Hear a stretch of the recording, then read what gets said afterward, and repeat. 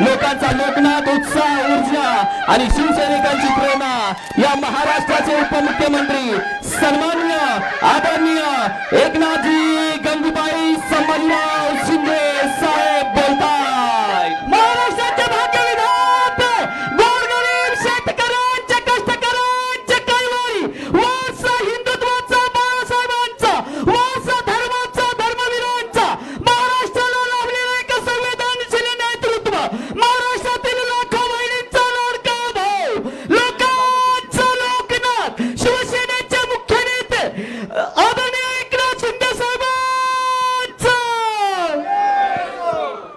छत्रपती हिंदुस्थानचे कैवारी प्रबोधनकार सुपुत्र देव देश धर्म मराठी मनाचे मानबिंदू हिंदू हृदय सम्राट सेनापती बाळासाहेब ठाकरे यांचा महाराष्ट्राचे सगळ्या बहिणींचे लाडके भाऊ सन्माननीय एकनाथ शिंदे साहेबांचा जय अरे बाप. भवानी।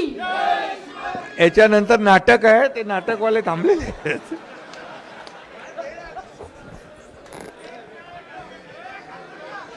अरे बाबा, त्यांचं नाटक होणार, त्यांचे प्रेक्षक येणार आहेत बघायला.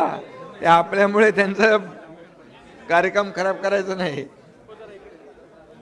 छत्रपती शिवाजी महाराज की जय जय भवानी. जय शिवाजी धर्मवीर छत्रपती संभाजी महाराज की जय जय भवानी. बोलो अंबे मात की.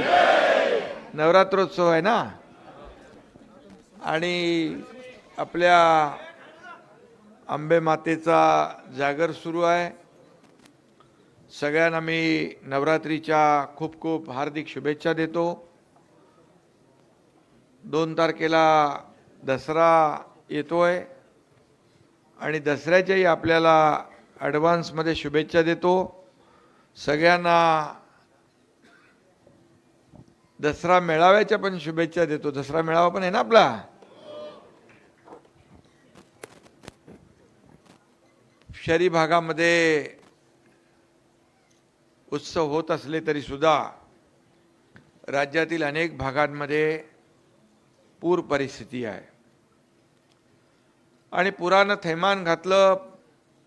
आजही काही भागामध्ये अतिवृष्टी होते, पाऊस होतोय. शेतकरी आज संकटात आहे. उभी पिकं नष्ट झाली, घराच्या घरं वाहून गेली, गाई म्हशी पशुधन वाहून गेलं, काही ठिकाणी जीवितहानी झाली, जमिनीच्या जमिनी खरडून गेल्या. आणि म्हणून अशा परिस्थितीमध्ये बळीराजा संकटात आहे. आणि बळीराजा आपला अन्नदाता आहे, आपला मायबाप आहे. आणि म्हणून नेहमी आपण कुठेही गेलो तरी साकडं घालत असतो, बळीराजावरचं अरिष्ट संकट दूर कर, त्याच्या जीवनामध्ये चांगले दिवस येऊ दे. परंतु दुर्दैवाने हे आता जी मराठवाडा, विदर्भ, उत्तर महाराष्ट्र या ठिकाणी आपण पाहतोय, मराठवाड्यात शेतकऱ्याच्या बळीराजाच्या आपल्या माय भगिनींच्या डोळ्यात अश्रू आहेत. आणि ते अश्रू पुसण्याचं काम आपल्याला करायचं आहे, आपली जबाबदारी आहे. आणि मग सरकार म्हणून मुख्यमंत्री स्वतः देखील, मी गेलो होतो, अजित पवार उपमुख्यमंत्री तेही गेले, आपले सर्व मंत्री वेगवेगळ्या भागामध्ये शेतकऱ्यांच्या बांधावर आपण गेलो आणि स्वतः डोळ्यांनी पाहिलं. संकट मोठं आहे, नुकसान मोठं आहे. आणि म्हणून अशा वेळेस शेतकऱ्याच्या मागं उभं राहणं ही आपली जबाबदारी आहे. मी धाराशिवमध्ये गेलो होतो. धाराशिवमध्ये बघितलं, जमीन वाहून गेली आहेत, जनावरं वाहून गेली आहेत, घरं वाहून गेली आहेत, घरं पाण्याखाली आहेत. त्या गावामध्ये काही सावरखंड का काहीतरी गावाचं नाव होतं. ते गावातले शेतकरी म्हणाले, मी पाहणी करत असताना 40-50 घरं पुढं आहेत आणि ते अजूनही पाण्याखाली आहे. सीना नदीचा प्रवाह चालू होता आणि त्या नदीचं पाणी सगळीकडे भरलं होतं. ते म्हणाले तुम्ही बघायला या, आणि ते गेले पाण्यामध्ये उतरले आणि पाण्यात उभे राहिले जाऊन, आणि मला म्हणाले तुम्ही पाहून जा, बघून जा. त्यांना वाटलं एकनाथ शिंदे येतील की नाही, परंतु जिथे आपत्ती असते तिथे एकनाथ शिंदे असतो. आणि मग मला राहवलं नाही.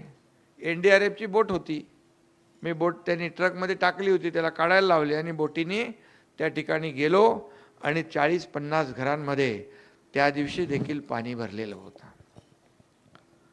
अशी अतिशय भयानक परिस्थिती या महाराष्ट्रामध्ये यावेळेस ढगफुटीमुळे, अतिवृष्टीमुळे झालेली आहे. आणि म्हणून आपल्याला जेवढं जमेल तेवढं आपण सगळ्यांनी त्यांना मदत केली पाहिजे. काही लोकांनी त्याच्यामध्ये राजकारण केलं, फोटो लावले, म्हणाले अरे बाबा तुमचे पण फोटो लावून कार्यकर्ते वाटत होते ना, आणि फोटो काय बघताय, त्या गाडीवरचा टेम्पोवरचा फोटो काय बघताय, त्या टेम्पोत काय ते बघा.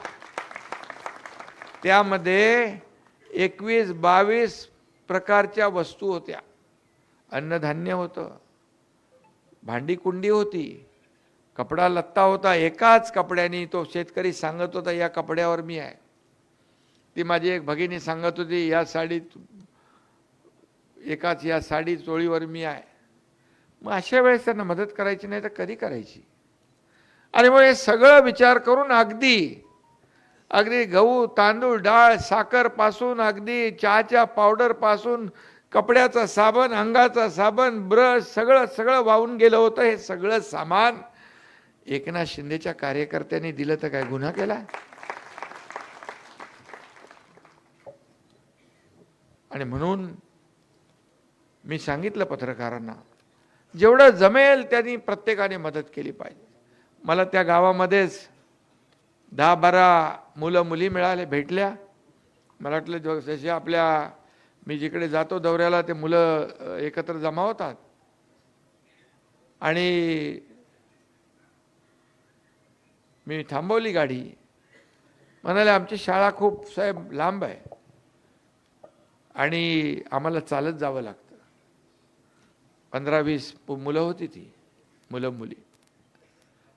फोन केला मी आपल्या कार्यकर्त्यांनी. मी आदल्या दिवशी गेलो, दुसऱ्याच दिवशी त्यांना सायकली त्या ठिकाणी पोच केल्या. त्यांनी मला व्हिडिओ कॉलवर धन्यवाद दिले तिथल्या सरपंचांनी. ते पोरं खुश झाले. हे काम आहे आपलं. No reason on the spot decision. काय कारण देणे, हे काम आहे. कसली कारणं द्यायची? ज्याला गरज आहे तेव्हा दिलं पाहिजे. सरकार देखील पाठीशी उभं राहील, बिलकुल राहील. शेतकऱ्याला वाऱ्यावर सोडणार नाही. आणि म्हणून आज आपण शेतकरी संकटात, दुःखात आहे, त्याला जेवढं जमेल, आताही आपली मदत सुरूच आहे. मला अनेक कार्यकर्त्यांचा फोन येतोय, आम्हाला सांगा कुठल्या गावात जायचं, कुठे मदत द्यायची. ही शिवसेना आहे, ही शिवसेना आहे. 4 अक्षर. बाळासाहेबांनी, दिघे साहेबांनी, म्हणजे शिवसेना बाळासाहेबांचे विचार घेऊन आपण पुढे चाललोय. दिघे साहेबांच्या तालमीत आपण तयार झालेले सगळे लोक आहोत. मला आठवतंय जेव्हा पालीला पूर आला होता, सगळं वाहून गेलं होतं, आणि त्यावेळेस धर्मवीर आनंद दिघे साहेबांनी जीवनावश्यक वस्तू, भांडी कुंडी, कपडे लत्ता सगळं नेलं होतं. पालघरला जेव्हा पूर आला तेव्हाही जिथं जिथं संकट यायची त्या ठिकाणी साहेब सांगायचे इथं आपल्याला पोहोचलं पाहिजे. आपला भाऊ बहीण संकटात आहे. आणि म्हणून जेव्हा जिथं जिथं पूर आला, हे काय मला नवीन नाही आहे. कोल्हापूर असू द्या, सांगली असू द्या, महाड असू द्या, चिपळूण असू द्या, कोकण असू द्या, सातारा असू द्या, पाटण असू द्या, अगदी महाराष्ट्राच्या बाहेर केरळमध्ये पूर आला तेव्हाही हा एकनाथ शिंदे गेला. उत्तराखंडमध्ये पूर आला त्याही वेळी एकनाथ शिंदे गेला. ट्रकच्या ट्रक भरून रांगा लागल्या. हे मला नवीन नाहीये. एशाळवाडी असेल, पहलगाम असेल, आता नेपाळमध्ये जे झालं, नेपाळमध्ये देखील आपले जे बांधव अडकले होते, भगिनी अडकल्या होत्या, त्यांना देखील आपण विमान, स्पेशल विमान करून आणले इकडे. हे शिवसेना आहे. हे आपलं काम आहे. बघतो, करतो, पाहतो हे आपल्या डिक्शनरीमध्ये नाहीये. आणि म्हणून 2.5 वर्षामध्ये केलेलं काम अंकुश कदम यांनी पाहिलं. अंकुश कदम, अंकुश बाबा कदम, ते मगाशी बॅनर मी बघितलं, तिथे वरून खाली कोणीतरी सोडला होता, काय जिसमें है दम उसका नाम अंकुश कदम. माझाच डायलॉग मारतो तुम्ही.